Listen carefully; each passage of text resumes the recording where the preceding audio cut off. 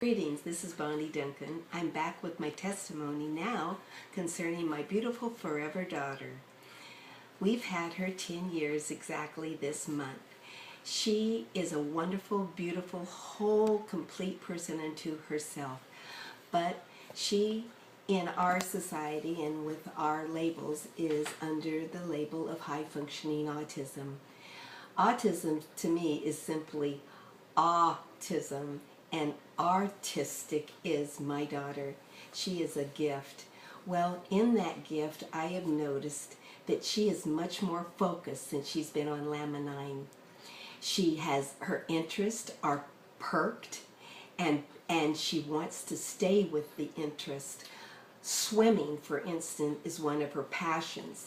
Just since she's been on Laminine, she has been able to increase her upper body strength. She is increasing her speed, and she now can do the butterfly. She never could do the butterfly or the breaststroke, and both of those she is now able to accomplish. We have done nothing different besides the Laminine. I notice also she is quicker in her responses, and she wants to have real conversations, not about beautiful imaginary characters that she loves or scripting that she has seen from other movies or TV programs, but she wants to be here in the now, and she wants to have real conversations with real people. Yes, she still gets distracted, but she comes back to center so much better. I homeschool Suzie on an online school, and she's responding really well to it, and even more so since she's been on Laminine. Just the other day, I heard her say, "Mom, I just love learning." That was music to my ears. I have never heard my daughter say that. It was always before, let's get this done so I can go have my free time. She's asking questions more, and she's listening better. So when she's listening better, of course, things are being retained better. And this is wonderful. I am finding I don't have to repeat my directions as often, or I don't have to ask her as many questions, because before I even get it out of my mouth, she's already either answered it, or she's right on it, or she'll say, "Mom, I know what I need to do. You don't need to remind me." This is music again to my ears. Suzie has a little bit of dyslexia. I've also noticed that since she's been on the Laminine, she's not doing the reversals as much. Really simple reversals, not so much with her schoolwork, but we've seen it more with bodily actions. Like, she knows the difference between right and left, but if I would say, "Hand me your right hand," she would hand me her left.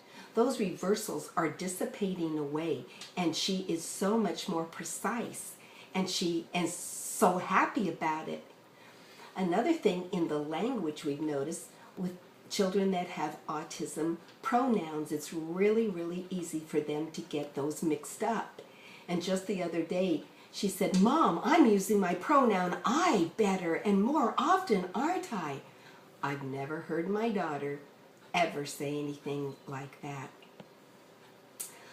She also is quite a talented musician as well as an artist, and her music teacher has just noticed, since we've been on Laminine, that Suzie is like the typical teenage student. She's 13 and a half now, and he said, and he's been her music teacher for 2 years, and he said, "I cannot believe she is the same student that I had at the beginning of September." And here it is mid-November. Her diction is improving. Suzie has a tendency to slur her words. Now, she consciously makes the effort to enunciate and use better diction. She's slowing down in her words. It used to be very fast, and it was a lot of times, to the untrained ear, inaudible. We couldn't understand it. I could usually, because Mom knows, but now everybody can hear her words and understand her better.